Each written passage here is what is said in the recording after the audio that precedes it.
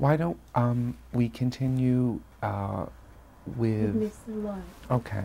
Okay, like I said, I remember about Mr. Lloyd. He was drinking lots of tea.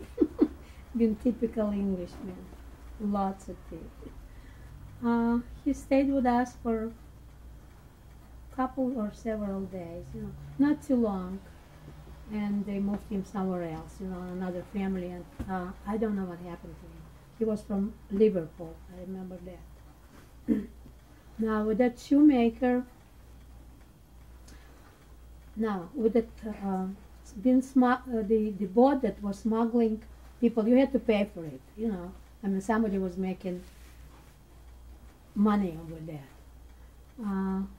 Panayoti left, this Greek fellow, he left on that boat, and he arranged for us to go to meet him. He wound up in Egypt.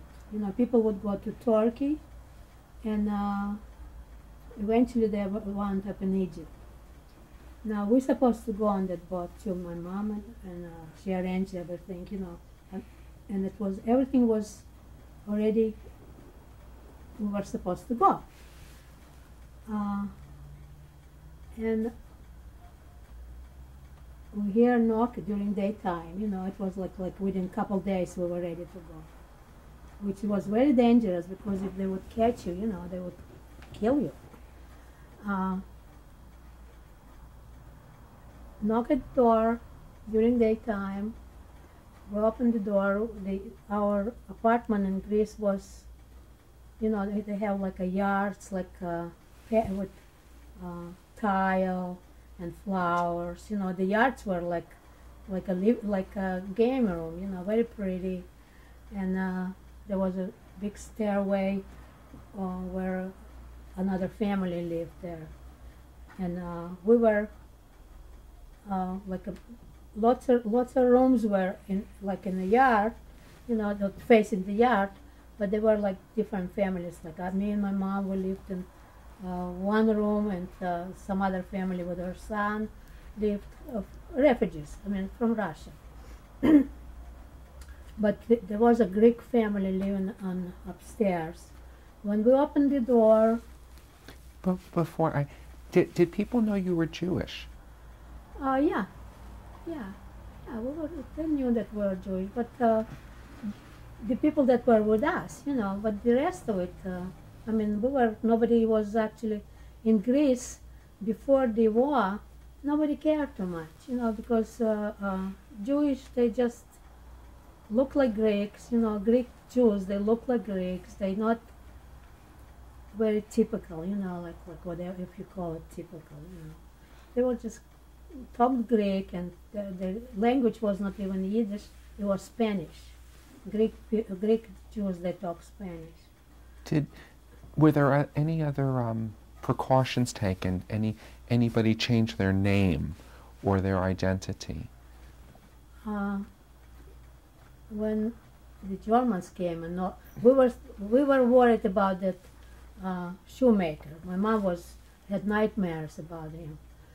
And we decided that if anything, we will say that my mom's maiden name was Wolfson.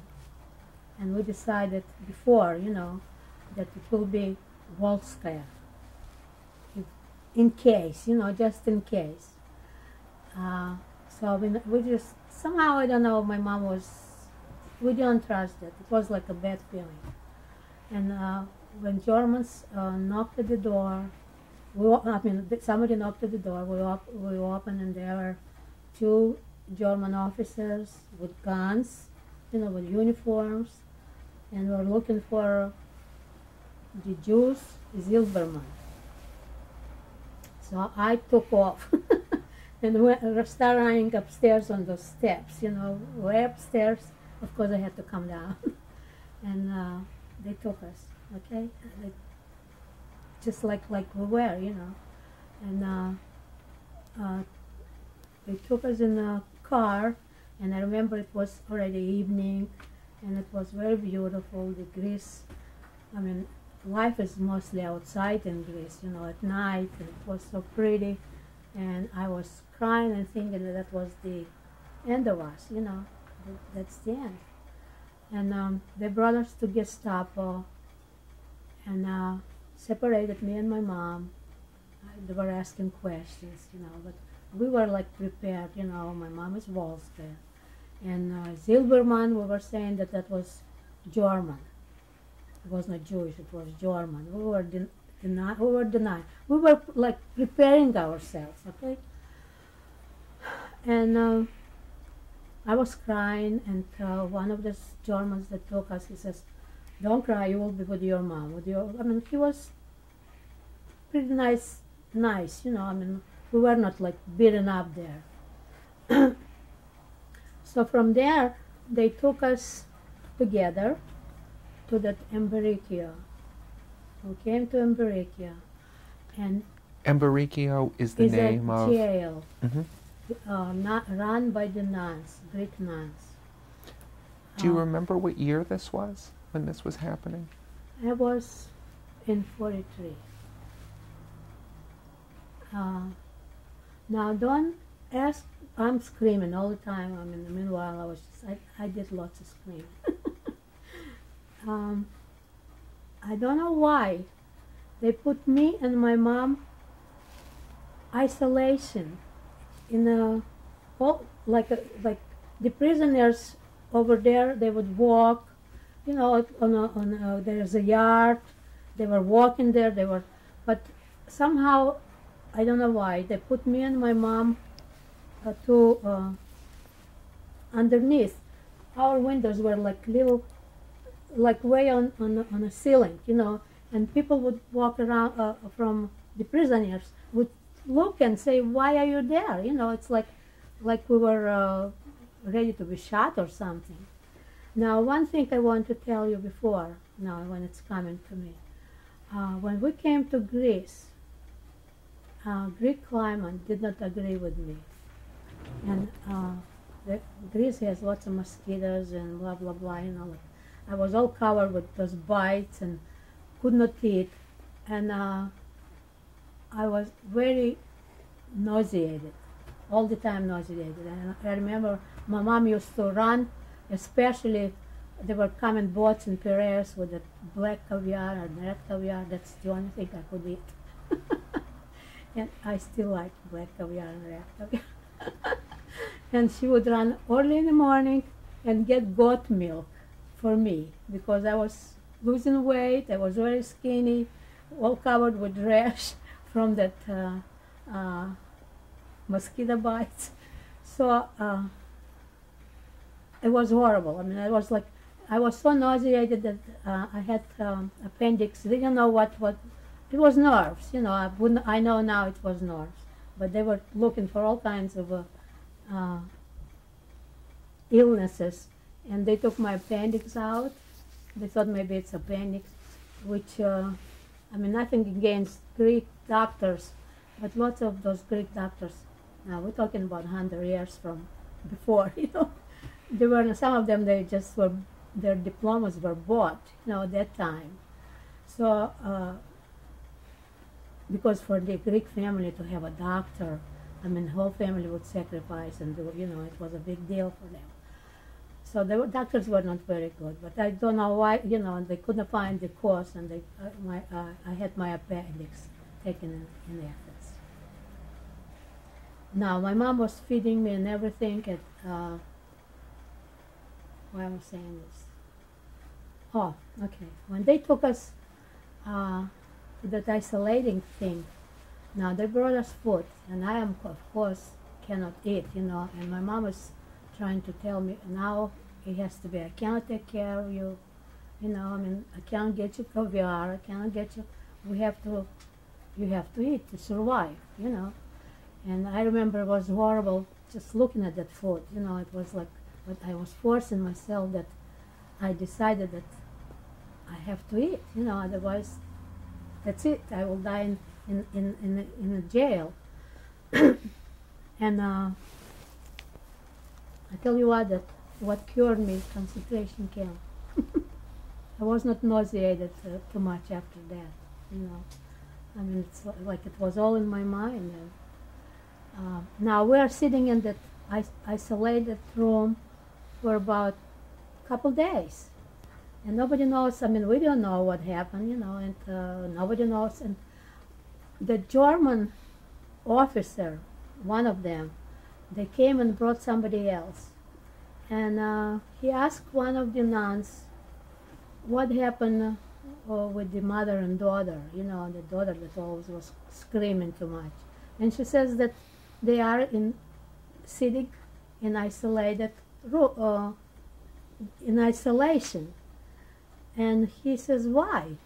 And she says, I don't know. We got orders. I thought we got orders. He says, no, take them up. I mean, they don't have to be there. I don't know if he would not be, if he didn't ask, we probably will be still sitting there. And then they took us, we just came as everybody else, okay? It was like a big relief, you know. I thought that nobody knows why it was a mistake, you know.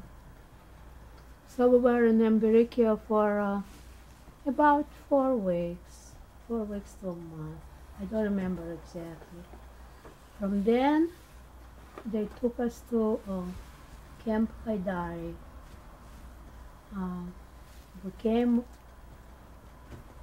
I think it was like a big bus or something, you know.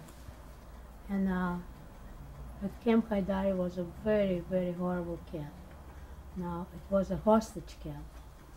Not just for the Jewish people. I mean, there were Greek men, everybody was there. And if they would kill German officer, they would take, from that camp, they would take 100 people and they would shoot them. If they would kill German soldiers, they would take 50 people, you know, like from there, shoot them. When we came to Haidari, I remember there were a bunch of officers standing there, you know, to meet us with the German shepherds, and we still had our clothes. I mean, we were not in we still had our own clothes. And they were laughing, you know, and one of them said, well, the young ones will be for officers, the older ones will be for soldiers, you know, like a joke, you know. But nobody touched us, you know, just it was a sense of humor, you know, German sense of humor. And we came and we were placed in rooms, like in a barracks. And if we wanted to go to the bathroom, soldiers had to follow us, you know. I mean, we had to ask for it. We were not free there yet. Now, that, like I said, that camp was horrible. They were interrogating people, screams. You could hear men screaming like pigs, you know, like animals. And some of them would come out, the white of eyes, they were black. Blood, not just blood, not like a bloodshot, but black from the blood and everything. It was unbelievable, just unbelievable. That's so much horror, you know. And they were taking us to walk. Once in a while, they would take us in the yard and walk us like in a round, you know, like a fresh air or whatever. I don't know what it was. And we saw, while we were walking, we saw this man that was smuggling people on a boat. He was there, all beat up, and when he saw us, he made a signal like, you don't know me, you know, like we could understand, like, you don't know me. So that's the only, I don't know what happened to him, but he was all just covered with black and blue, you know, and just, it was not the same man, you know. So that was, we know that he was cut, you know. Now, for a while we were like that, and then they start taking us to work. Were you with your mother in the barrack? Always with my mom. Always with my mom. And what was it? What can you tell me about the barrack? About the people there? About what would go on and when you were in the barrack with the others? What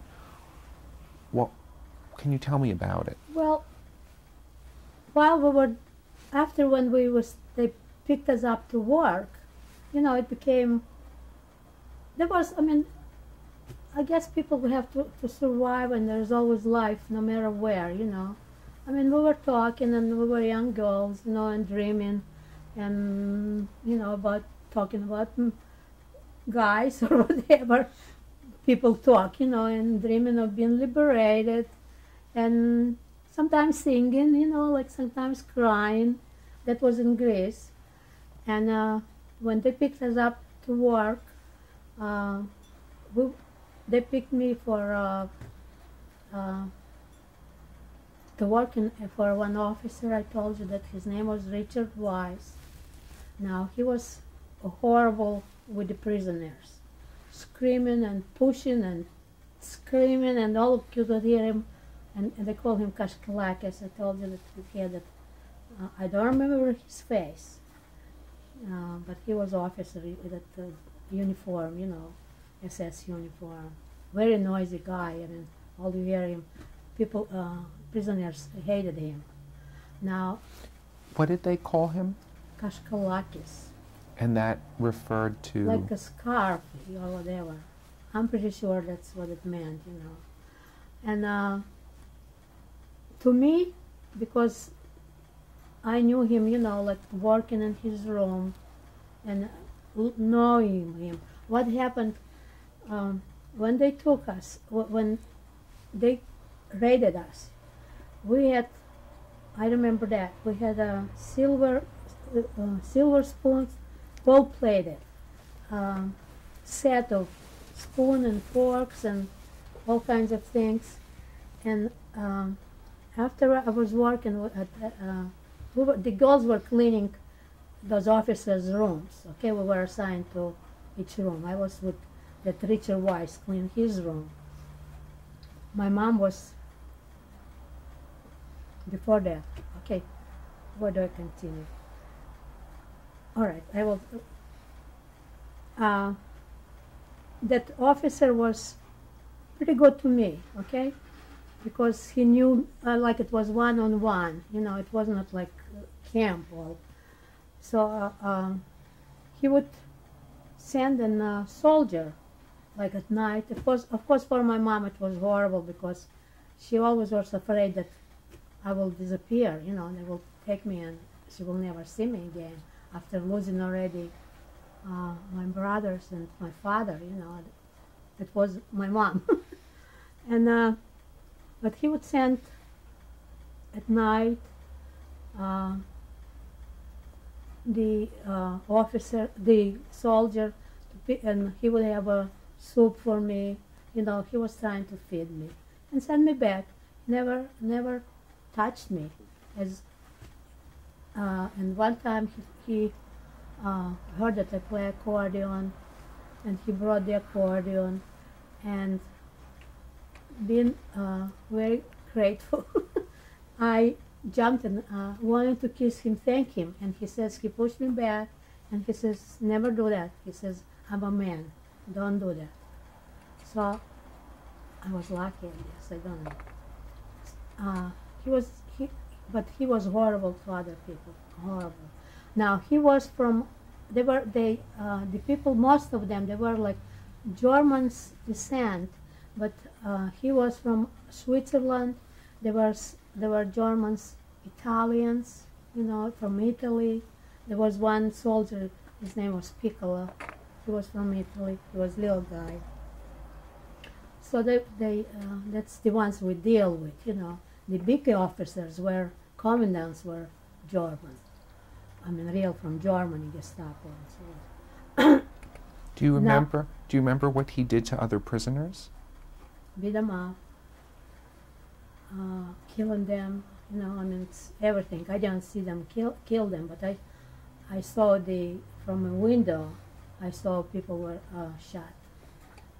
because they killed some officer or some soldier or whatever, and they took. Now we were in that camp for about 5-6 months. Now we were walking free there, you know.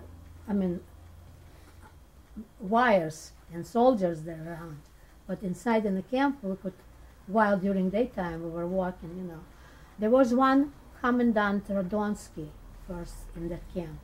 He was crazy. I mean, he was just beating everybody. And when sometimes they would take us to walk before that, you know, they would take us around and around. He had one of those big sticks, like a baseball stick, and he would hit everybody if somebody would walk too fast or somebody walked too slow. So I got it. I mean, pretty well, pretty good, you know, like he beat me up pretty good. That was when we were walking around. After he left, another commandant took over, Haidari. His name was Fisher, and he was. I remember he was very tall, shiny uniform, and he was, of course, my mom worked for him. My mom was ironing his clothes, and my mom was cleaning his room. So my mom he knew us, okay? That Fisher, he always was bragging that he can talk Russian. So every time he would talk with my mom, or if somebody, he was like a big show-off that he could talk Russian. He would talk Russian if people were around, you know, like he would say something in Russian. He did not talk Russian well, but he knew a little bit. Now, this Fisher was one of those people that if you see him in a good mood, everybody knew that. You know, if he would be laughing and smiling and happy, that means that next day there will be killings. That was his high. So now, like I said, we were 5-6 months, so we knew each other, you know, men and women and prisoners. We knew each other. The men were working in the kitchen, you know, the chefs, they would bring us food and so on. And one time I was in the kitchen and we were fooling around, you know, like there were chairs, and we were trying to pick, you know, like I said, the life, everywhere you go, there's still, no matter how bad it is, there people are still having their own life, you know, like it's still trying to survive, I guess. So we were fooling around, you know, like showing how strong we are. And I remember I picked the chair. I was trying, you know, like you pick up the chair and you balance it. And I was balancing it, like looking and balancing it, and all of a sudden, I didn't see who is in the back. I see all those people got, pale and scared, you know, and it just, nobody was laughing. And I looked back, there was a Fisher with his entourage from Gestapo. You know, he was showing them the camp, how he ran the camp. And then I'm standing with the chair. I thought that was it, you know. But since I survived, he didn't kill me. And I put the chair, and I was like, you know, like paralyzed. And he started saying something in Russian in front of those. So I answered him in Russian, and that was it, you know. Do you remember what he said? No. Something stupid, probably. What else can he say? And he was always saying that, like I say, my mom knew him, you know, was working there. And he said, Zilberman, you are Jewish. You are Jewish.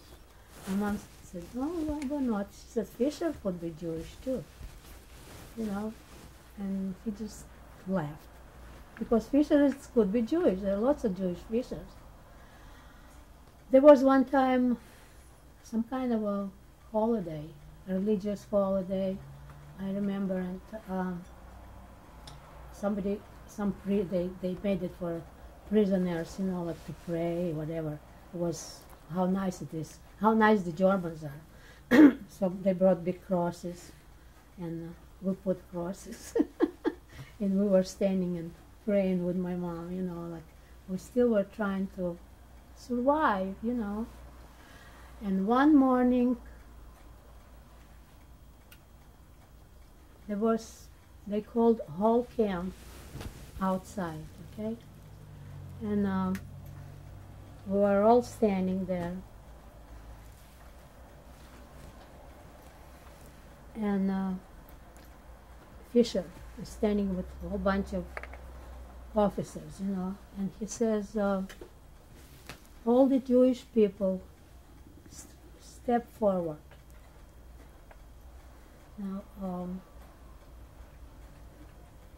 we almost did, but then my mom pushed me back, you know, and we're standing there. We did not come forward. And he's looking, and it's like he's waiting for us, you know, it's like, I don't know, it seems to us that he was looking at us, you know, are you going to come forward or not? And it was like a long silence for us. It probably was a couple seconds or minutes or whatever, because we thought that he was going to say, hey, come on. He didn't say nothing. So all those Jewish people went, I think, to Auschwitz. And we stayed with Greeks. And what else happened? While I was working for that Richard Weiss, he brought one time, I'm going back now, it's coming to me. He brought one time loot, you know, a bunch of stuff that they looted, the houses, the homes. And we supposed the girls were supposed to sort it or whatever.